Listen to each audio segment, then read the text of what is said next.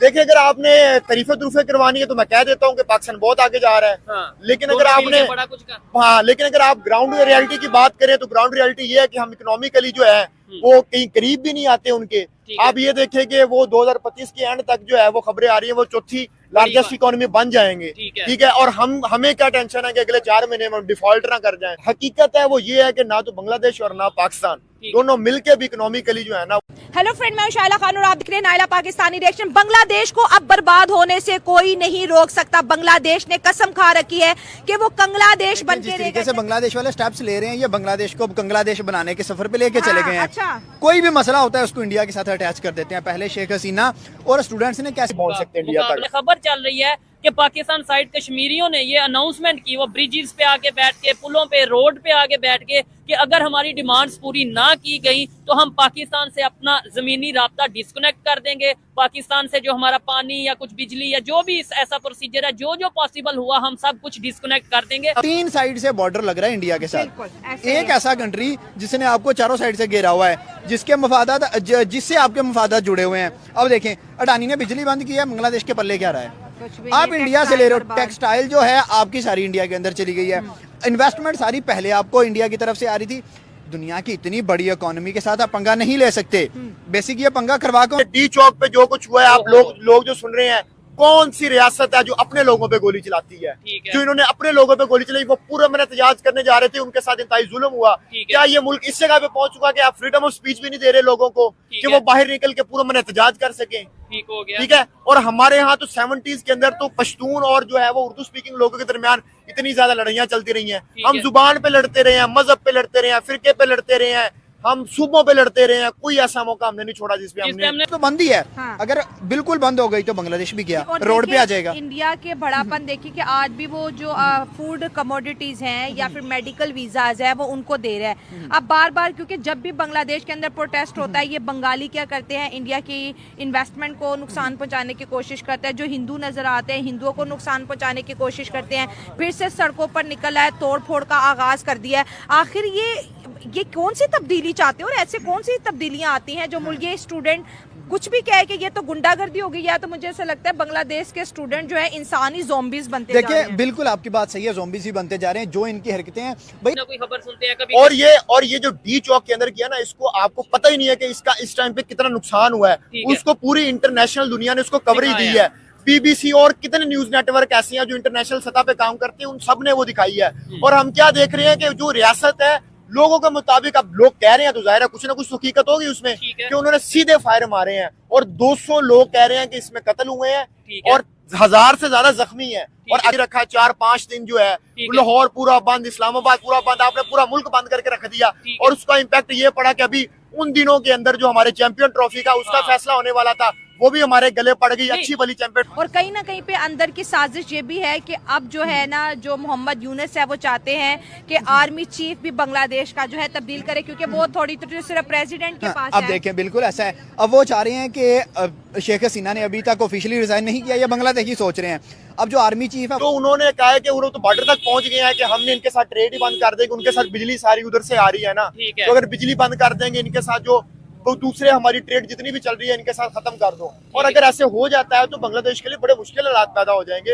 अगर आपके एक मुल्क की बिजली जो है वो आपकी टोटल उसके ऊपर चल रही है, ठीक है। अच्छा, दिखाया या तो पता है कि जो पाकिस्तान साइड पे कश्मीर है वहाँ पे 2 दिन पहले वहाँ पे फिर एहतजाज हुआ। पहले एहतजाज हुआ था जब वो आटे की कीमतें कह रहे थे कम कर दो और बिजली की कीमतें कम कर दो। इस बात पे उन्होंने दोबारा एहतजाज किया और उन्होंने अपनी डिमांड रखी है कि जो आटे की क्वालिटी है वो बेहतर की जाए, हमें जेल में जाए, जो अरेस्टेड लोग हैं, जो मिसिंग पर्सन है वो हमारे हवाले किए जाए। अब ये डिमांड उनकी जेन्युइन नहीं है, उनका ये कसूर था कि वो पाकिस्तान वाली साइड पे आ गए। ठीक है, और आप उनको इतना, और उन्होंने कहा कि अगर हमारी डिमांड ना मानेगी, वो भी शेख हसीना ने लगाया उसके रिलेटिव्स में से, तो वो कहीं ना कहीं इंडिया के फेवर में ना चला जाए।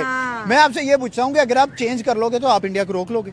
इवन अगर इंडिया आप पे हमला भी करे तो आप सर्वाइव 24 आवर से ज्यादा आप सर्वाइव नहीं। क्या कहना चाहेंगे दिलशाद भाई, ये नौबत आ गई है कि आज पाकिस्तान साइड के कश्मीरी ये कह रहे हैं कि हम पाकिस्तान से डिस्कनेक्ट हो जाएंगे अगर हमारी डिमांड्स ना मानी गई। हम तो इंडिया साइड कश्मीर लेने चले थे, हम तो ये कह रहे थे, और ये खबरें जो आज हम पाकिस्तान के हवाले से सुना रहे हैं ये तो हम इंडिया साइड कश्मीर से सुनते थे कि इंटरनेट बंद है, कर्फ्यू लगा हुआ है जी, लोगों को बाहर नहीं आने दिया जा रहा। तो ये चीजें तो आज हम पाकिस्तान में देख रहे हैं। देखिए, गिलगित बल्तिस्तान के लोगों ने भी यही कहा है कि हमारे बॉर्डर खोल दो, हमें जाने दो। ठीक है, और यही कश्मीर वाले लोग भी बात कर रहे हैं। और नहीं कर सकते 150 करोड़ के लोग और एक साइड पे छोटा सा 10 करोड़ का मुल्क, कहाँ कोई आपस में कंपैरिजन है? ना आपकी इकोनॉमी उनसे मैच करती है, ना आपकी पब्लिक उनसे मैच करती है, ना आपकी कोई अथॉरिटी उनसे मैच करती है। आपका वसाइल ही आपके पास इतने नहीं है। आपकी आज मैं कहता हूँ कि वसाइल बंद कर दिए जाएं तो 24 घंटे के अंदर अंदर बांग्लादेश अपने घुटनों पे आ जाएगा। पहले आपने इतनी तबाही कर ली है, टेक्सटाइल बांग्लादेश की 0 पे चली गई है, सारे वसाइल 0 पे चले गए हैं बांग्लादेश के। तो भाई वो अब बांग्लादेश को इस चीज का भी गुस्सा आ रहा है कि हमारी टेक्सटाइल इंडिया की जा रही है। तो जब आप अपने मुल्क में ऐसा निजाम पैदा करेंगे, कोई इन्वेस्टमेंट करेगा बाहर से। पाकिस्तान के जो हालात है, पाकिस्तान में इन्वेस्टमेंट नहीं आ रही और बांग्लादेश तो हमसे वर्स्ट पोजीशन पे चला गया है। तो भाई देखें, जो स्टेबल इकोनॉमी है जैसे चाइना, उनकी फॉरेन पॉलिसी में और रिसेंटली उनका चाइना के साथ 18 बिलियन डॉलर की ट्रेड जो है खबर आ रही है वो चलनी शुरू कर। 18 बिलियन डॉलर एक बहुत वर्थ रखती है और किसी भी मुल्क की इकोनॉमी के लिए ये बड़ा अच्छा रोल प्ले करती है। आपकी जो ट्रेड है बेसिकली मुल्क उठते ही अपनी ट्रेड की वजह से ट्रेड के साथ उठते हैं। और आपकी और उनके फॉरेन पॉलिसी, कभी उनका प्राइम मिनिस्टर किसी मुल्क में विजिट कर रहा है, कभी कहाँ जा रहा है, उनका यूरोप के साथ ताल्लुकात, आप सऊदी अरब से ताल्लुकात, आप यूक्रेन से ताल्लुकात, फ्रांस के साथ, रशिया के साथ, अमेरिका के साथ। अब मुझे बताया कौन सा ऐसा मुल्क है और हमारा ज्यादा से ज्यादा हम कहाँ तक छलांग मारते हैं? सऊदी अरब और चाइना तक मारते हैं। हमारा यूरोपीय दुनिया के साथ बिल्कुल मामला खत्म होने के बराबर है। रिसेंटली इंडियन प्राइम मिनिस्टर का विजिट रहा अफ्रीकन कंट्रीज में, वहाँ पे जाके उन्होंने ट्रेड के ऊपर बड़ी बात और इवन यूरोपीय यूनियन तो हमारी एयरलाइन तक बंद की हुई है, अभी तक एयरलाइन बंद की हुई है। हमारा पीआईए का जहाज जो है वो यूरोप पे नहीं जा सकता। तो हमारे तो लोगों के साथ ताल्लुकात ये इस तरह के लेवल तक और उससे कह दिया ना कि भाई वो इंडिया ने इन्वॉल्वमेंट की। भाई जब शेख मुजीबुर रहमान वाज़ेह मेजॉरिटी ले चुका था तो आप उसके गवर्नमेंट उसके हवाले करते ना, आप पीछे से ना हैंडलर्स बनते। ठीक है, और आपने बांग्लादेश को खुद ही अलग किया और बांग्लादेश को अलग करने का नुकसान कितना हमें अभी तक हम भुगत रहे हैं। ठीक है, और अभी ये मसले हल नहीं होते तो हम बलूचिस्तान से कोई ना कोई इस तरह का मसला शुरू हो जाता है। में भी प्रोटेस्ट, महरंग बलोच और मतलब हजारों की तादाद में लोग सड़कों पे बलूचिस्तान में निकलते हैं। मिसिंग पर्संस जो हैं वो उनके अभी तक कितने हैं? पिछले दिनों इवन उन्होंने ये कहा कि इलेक्शन चल रहे थे सेनेटर वगैरह बनाने के, तो बलूचिस्तान के 2 सेनेटर से कहा कि आप हमें वोट दे। उन्होंने कहा कि 1 वोट के बदले 1000 मिसिंग पर्सन हमें वापस दे दो। ठीक है, 2 वोट ले लो, 2000 मिसिंग पर्सन दे दो। करवा रहा है क्योंकि उन्हें पता है कि बांग्लादेश और जो इंडिया वो आपस में अच्छे फ्रेंड्स बनते जा रहे हैं। उनकी वजह से जो बांग्लादेश की इकोनॉमी है वो बेहतर होती जा रही है। वो हमसे कर्ज नहीं मांग रहे क्योंकि वो एक खुद इंडिपेंडेंट कंट्री बनने की कोशिश कर रहा था। उन्होंने क्या किया, उन्होंने पहले तो मोदी जी की हुकूमत को ना लाने की कोशिश की। उन्होंने इंटरनेट स्लो कर दिया, मतलब कि हर चीज जो मोदी जी की सपोर्ट में जा रही थी उसको स्लो कर दिया। और अमेरिका ने और जो मोदी जी के खिलाफ वीडियोस बनाते लेकर खबरें चल रही हैं वो ये चल रही है कि भाई बांग्लादेश ने और पाकिस्तान ने मिल के हिंदुस्तान को फंसा लिया, मतलब सेंटर में है और फंसा लिया। दोनों साइड से हिंदुस्तान जो है वो फंस गया है। और दूसरे नंबर पे मिनोरिटीज को लेके आए दिन वहां से कोई ना कोई खबर आती है कि भाई कभी मंदिर डिमोलिश या कभी ये सब चीजें देखने को मिल रही हैं। इस पर बात करेंगे, साथ ही साथ इसरो की एक बड़ी अचीवमेंट है उसके ऊपर बात करेंगे। और पाकिस्तान साइड कश्मीर में प्रोटेस्ट हुआ है, उसकी क्या रीजन है, इन सब चीजों पे दिलशाद भाई से बात करेंगे। अस्सलाम वालेकुम दिलशाद भाई। वालेकुम सलाम। कहते उनको रीच दे दी ताकि यही वीडियोस वायरल हो। इस वजह तो शो में कल हमने डिस्कस ठीक हो गया। अगर हम बांग्लादेश की बात कर लें, ये मैं बोलूंगी कि बांग्लादेश में कोई ऐसा इंसान जरूर है जो अमेरिका का बिल्कुल पुतला बना हुआ है। तो मोहम्मद यूनुस आए ना, इंटरिम सरकार तो है ना उनकी। जो मोहम्मद यूनुस है वो इसकी सबसे बड़ी एग्जांपल है। वही बांग्लादेश में सब कुछ करवा रहा है क्योंकि वो देखिए, अगर आपने तरीफे तुरफे करवानी है तो मैं कह देता हूँ कि पाकिस्तान बहुत आगे जा रहा है। लेकिन अगर आपने लेकिन अगर आप ग्राउंड रियलिटी की बात करें तो ग्राउंड रियलिटी ये है कि हम इकोनॉमिकली जो है वो कहीं करीब भी नहीं आते उनके। आप ये देखें कि वो 2025 के एंड तक जो है वो खबरें आ रही है वो 4थी लार्जेस्ट इकोनॉमी बन जाएंगे। ठीक है, और हमें क्या टेंशन है कि अगले 4 महीने में डिफॉल्ट ना कर जाएं। बांग्लादेश का सगा नहीं है, जो सगी थी उनको उन्होंने निकाल के भेज दिया और अब उनको भी डिमांड करें। तो पता नहीं बांग्लादेशी इतने मुझे ऐसा नहीं है कि ब्रिक्स कामयाब हो गया है शायद इस वजह से अमेरिका दोबारा से प्रोटेस्ट, इसी वजह से तो उनको मिर्चें लगी है ना अमेरिका को। क्योंकि जो इंडिया उनके तो जो इंडिया ना वो तो अमेरिका की किसी बात पे एग्री करता नहीं है। ठीक है, इवन के अमेरिका खुद चाहता है कि हम इंडिया में आके लड़ाई ना की हो। इवन बांग्लादेश के साथ बांग्लादेश जो हमसे अलहदा हुआ, हमने बंगालियों के साथ क्या सलूक किया था। ठीक है, हमारी जो नेशनल लैंग्वेज थी वो उर्दू बना दी गई। हालांकि बहुत सारे लोग पंजाबी बोलते थे ज्यादातर लोग, और बहुत सारे लोग और उर्दू बोलने वाले लोग तो 10% भी नहीं थे पाकिस्तान में। ठीक है, इवन जो कैपिटल था हमारा उधर बंगालियों को घुसने नहीं दिया जाता था। तो वो आपको क्या और उसके बाद शेख मुजीबुर रहमान वाज़ेह इलेक्शन जीता हुआ था, ठीक है, और आपने उसको कहा हमने बड़ा आसानी इन्वेस्ट करें, ये करे वो करे। तो ब्रिक्स की जो मीटिंग हुई है उसमें चाइना देख लो, इंडिया देख लो और रूस को देख लो, वो जिस तरह से वो खुश हैं और जिस तरह से उन्होंने वो मीटिंग किया, जिस तरह से वो सक्सेसफुल हुए हैं, तो वो अमेरिका को बिल्कुल हजम नहीं हुआ। और देखो उसी मीटिंग के बाद आज बांग्लादेश में फिर तमाशा लग गया कि इनके प्रेसिडेंट को निकालो। और सबसे अहम चीज जो मैंने नोटिस की है, बांग्लादेश में कुछ भी होता है वहाँ पे बांग्लादेशियों को कुछ नहीं कहते, वहाँ कह रहे हैं कि मिलके फंसा लिया। जब पाकिस्तान और बांग्लादेश इकट्ठे थे तो तब हमने कब तक मिलके फंसा लिए थे, तब भी तो है ही एक ही तब तो एक ही कंट्री था ना, तब भी बांग्लादेश अलहदा हो गया था। लेकिन आपने जो बात किया कि वहाँ पे अगर मंदिर डिमोलिश किए जा रहे हैं या हिंदू बरादरी पे जुल्म किया जा रहा है, तो देखें जब भी इंसानियत के ऊपर जुल्म होगा, चाहे उनका किसी भी मजहब के साथ ताल्लुक हो, ठीक है, हमें इस बात पे नहीं जाना चाहिए कि उसका किसके साथ, वो हिंदू है, वो हिंदू क्रिश्चियन है, मुसलमान है, सिख है, जो भी है, ठीक है, ह्यूमन डिग्निटी में सब इंसान बराबर है। तो अगर वहाँ पे इस तरह की बांग्लादेश के अंदर जो खबरें आ रही है कि डिमोलिश किए गए और जुल्म किया गया, अगर ऐसा किया गया तो हम इसकी मुजम्मत करते हैं। और मेरे ख्याल से उन्हें ये फेस करनी पड़ेगी फिर ये चीज। बांग्लादेशी हिंदुओं को टारगेट किया जा रहा है और वो स्पेशली हिंदुओं को गुस्सा दिलवा रहे हैं और वो मोदी जी से कुछ ऐसा करवाना चाहते हैं। आपको पता है कि जहाँ पे भी टेंशन बढ़े, आपको पता है कि जहाँ पे भी हिंदुओं पे कुछ जुल्म होता है, पाकिस्तान की बात कर लो या अदर कंट्रीज की कर लो, तो मोदी जी बहुत एक्टिव होते हैं और वो उन पे बात करते हैं। जिस तरह से हमने तुर्की में एक वाकया देखा था, वो अपने हिंदुओं को लेके बहुत ज्यादा सिंसियर है और ये चाहते हैं, अमेरिका के पीछे साजिश है और ये चाहती है कि हम कोई ऐसा प्लान करें जिसकी वजह से इंडियंस लोगों को गुस्सा आए, जिसकी वजह से उनकी सरकार को कुछ, और वो बांग्लादेश के ऊपर कुछ ऐसा स्टेप जो कि मान ली गई है, अगर ना मानेंगे तो हम जमीनी रास्ता इसके साथ खत्म कर देंगे। क्या मतलब ये कश्मीर पाकिस्तान साइड कश्मीरियों ने क्या स्टेटमेंट दी है? यहाँ का जमीनी रास्ता बंद कर दिया जाएगा और जो बिजली पाकिस्तान के साथ, अच्छा, और जो बिजली आ रही है, ठीक है, वो भी जो है वो हम काट लेंगे और पाकिस्तान की बिजली नहीं जाएगी और हमारी ज्यादातर मैक्सिमम जो हम पावर जनरेट करते हैं वो वहीं से, वो कश्मीर से आती हैं। तो हमारे साथ सिर्फ उनका कसूर ये है कि वो हमारे साथ आ गए और हमारे साथ वो भी पिस रही है और पाकिस्तान की जो अवाम है वो भी उसके साथ पिस रही है। हम तो ये कर दे कि जो थोड़ी सी भी हमें नजर आता है ना कि शायद इंडिया बांग्लादेश को माफ कर लेगा, वो बिल्कुल टोटली उनको खत्म। बांग्लादेश तो उस वक्त ही टूट चुका था जब वो इंडिया से अलग हुआ था, तो इसमें आप आज के इंडिया से अलग हुआ बांग्लादेश, इंडिया से अलग हुआ था ना, पाकिस्तान भी इंडिया। दूसरा, आप उस साइड के कश्मीर के साथ अगर कंपेयर करें तो आप सिर्फ यूनिवर्सिटीज, हॉस्पिटल और कॉलेजेस को कंपेयर कर लें, आपको वाज़ा फर्क नजर आ जाएगा कि उधर कितने हैं और इधर कितने हैं। उधर क्या और सबसे बड़ी बात तो हम कहते थे जी एक चूरन बेचा जाता था जी, वो इलेक्शन करवा के दिखाए, इलेक्शन उन्होंने इलेक्शन भी करवा के देख लिया, और उधर वो मेगा प्रोजेक्ट्स भी लेकर, और हमने कश्मीरियों को दिया।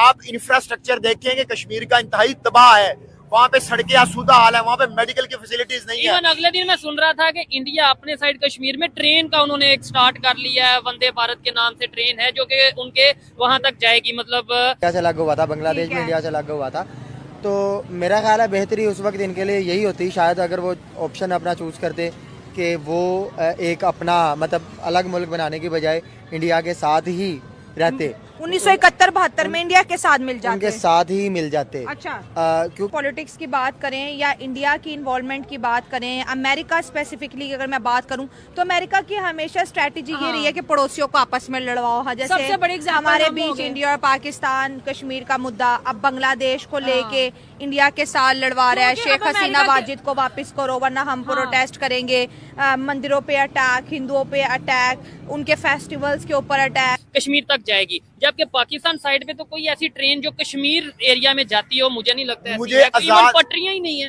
आजाद कश्मीर के ऐसे कई जिले हैं जहाँ पे दिल का हॉस्पिटल ही नहीं है, अच्छा, कोई कार्डिक सर्जन ही नहीं बैठता पूरे जिले में, क्योंकि आजाद कश्मीर, ठीक है। तो ये देखिए हमने उनके साथ ये किया है, ठीक है। अब दूसरी साइड पे आप देखें तो उन्होंने उधर इन्वेस्टमेंट लाए, उधर उन्होंने इलेक्शन करवाए, उन्होंने पूरा प्रोसीजर लेके चले, और हमने इन कश्मीरियों को क्या दिया? हमने तो कुछ भी नहीं दिया। अब जो है प्रेसिडेंट के होम के ऊपर अटैक, तो ये किस टाइप के स्टूडेंट है? ये मैंने मुझे लगता है ये स्टूडेंट नहीं है, इन्होंने कुछ अपने ही लोग स्कूलों में भर्ती किए हुए हैं जिनको इन्होंने पूरा ट्रेन किया हुआ था कि हम इस टाइम ये सिस्टम करेंगे। और आपको पता है कि जब एक जगह दंगा होता है तो उसको देखते देखते लोग शौकियों में भी दंगा करना स्टार्ट कर देते हैं। और जहाँ पर अमेरिका की बात कर ले, अमेरिका कभी भी नहीं चाहता कि कोई कंट्री खुद तरक्की करे। सबसे बड़ी एग्जाम्पल हम हैं, भी यही चल रहे होंगे, रोटी पूरी दी जाए, आटा अच्छा दिया जाए, खाने के लायक दिया जाए, बिजली की कीमतें कम की जाए। जब प्रोटेस्ट ही ये चल रहे होंगे तो कौन डिमांड करेगा गवर्नमेंट से कि भाई हमने भी टेक्नोलॉजी में आगे जाना है? कौन डिमांड करेगा कि हमने जैसे इंडिया मेड इन इंडिया को प्रमोट कर रहे हैं, हमने मेड इन पाकिस्तान को प्रमोट करना है? हमारे पास इधर मेड इन पाकिस्तान को प्रमोट करने के लिए है क्या? मुझे कहें कि यार ये हमारी हुकूमत भी जो करती है आपको पता है किसके कहने पे कर रही है। बांग्लादेशी जो कर रहे हैं आपको पता है मोहम्मद यूनुस किसके कहने पे ये बांग्लादेश में सब कुछ करवा रहा है। अगर हम कनाडा की बात कर लें, वो भी ट्रूडो भी इंडिया के खिलाफ लगा हुआ है। निजर के मामले में तुम्हारा क्या काम है जब तुम्हारे पास कोई सबूत ही नहीं है? लोग तुमसे कह रहे हैं कि भाई हमें एविडेंस दो, हमें एविडेंस दो। अगर तुम्हारे पास है तुम प्रूफ करो। पाकिस्तान है वो पूरा इख्तियार रखता है क्या? उसके पास इख्तियारात है? आपको आधे लोग कहेंगे इख्तियारात ही नहीं है उसके पास। क्या हमारे प्राइम मिनिस्टर के पास पूरी इख्तियारात हैं, पूरे राइट्स हैं प्राइम मिनिस्टरशिप के? नहीं। क्यों सर? हमारे प्राइम मिनिस्टर के पास पूरे हक हैं, अख्तियार हैं। आप ही करो जो भी नहीं। आप बोल रहे हैं, आपने तो ये हेलमेट भी पहने, आपका तो फेस भी नहीं आ रहा, डर क्यों रहे? नहीं, मुझे तो डरने की कोई बात ही नहीं। वैसे बताएं, पाकिस्तान के जो हमारे हुक्मरान हैं, प्राइम मिनिस्टर हैं, क्या अच्छा काम कर रहे हैं? नहीं, कोई अच्छा काम नहीं कर रहे। अच्छा काम क्या वजह क्या है? वजह पता नहीं, हर बंदा तो रिश्वत खाता है वैसे। ठीक है, मतलब लोग कुछ डर ऐसी बिना बातों के तुम हवाएं छोड़ते जा रहे हो। अगर हम तुर्की की बात कर लें, उनकी कितनी हेल्प किया वो, मतलब कि जो अमेरिका है ना, वो तमाम कंट्रीज को अपने कंट्रोल में करना चाहता है। अगर जो कंट्रीज इंडिया के साथ मिल जाती है, सबसे बड़ी एग्जांपल रशिया देख लो, रूस देख लो, वो इंडिया के साथ है, वो अमेरिका के गुलाम नहीं है। अब अगर हम रशिया की बात कर लें तो जिस तरह से पे भी सैंक्शन लगी थी, लेकिन इंडिया को भी धमकाया गया था, लेकिन इंडिया ने तेल वगैरह लिया। मतलब इंडिया किसी की नहीं सुनता। सब इम्पोर्टेंट चीज इवन लोग अपने घर बेच के, अपनी हर जायदाद बेच के लोग बाहर जाने को तैयार है, नजर आ रहे। क्योंकि यहाँ पे ना तो अब वो असद तू एक साफी है जो कभी सच बोलता है तो उसको कभी उठा के अंदर कर देते हैं। मतलब यहाँ पे सच बोलना तो गुनाह होगा, जो भी सच बोलेगा उस पर गद्दारी का फतवा लग जाएगा, कुफर का फतवा लग जाएगा, चैनल ही वैसे रीच डाउन कर दिया, चैनल रीच डाउन कर दिया जाएगा। जो चार है वो होना नहीं है। जो हमारे ख्याल से ये कि बांग्लादेश इंडिया के लिए जाल बिछाना चाह रहा है, जिसके नीचे उन्होंने खुद फंस जाना है। हालांकि इंडिया के लिए जाल बिछाना चाह रहा है, यही इनकी साजिश है। देखना, इंडिया ने बच्चों की तरह कह लें, एक बाप का किरदार निभाया, बच्चों को इनको लेके चले, हर चीज वो लोग इनकी मैनेज कर रहे हैं। ये स्टांस हमारा आगे भी जाता है। एक मिनट, मुझे अमेरिका को भी नजर आता है इवन के हमने कितनी कुर्बानियां दी है। अच्छा, अमेरिका इधर कैसे आया और क्या करने आया था, वो अपना मिशन करके निकल गया है, लेकिन तो बर्बादी की तरफ हम चले गए। दिलशाद भाई ये कह रहे हैं सिक्योरिटी हमने दे दी, सारा कुछ दे दिया, लेकिन जैसे दुबई में जब वो चल रहा था, मीटिंग्स चल रही थी कि भाई चैंपियंस ट्रॉफी पाकिस्तान में टोटली हो या ना हो, क्या किया जाए, इंडिया आए या ना आए, उसी टाइम पे क्या हो रहा था पाकिस्तान में? टीचों के मामला उस टाइम पाकिस्तान में इंडिया वाले, जैसे कि हसीना को भी इन्होंने, इनकी वज़ीर आज़म प्राइम मिनिस्टर जो एक्स है, उनको इन्होंने मतलब कि पनाह दी है। तो देखिए ना, अब इन्होंने नया सोचा छोड़ दिया, जैसे बता रही है कि ये कह रहे हैं कि जो प्रेसिडेंट है वो भी रिजाइन करे। इनको पता नहीं है इनके मुल्क में हो क्या रहा है।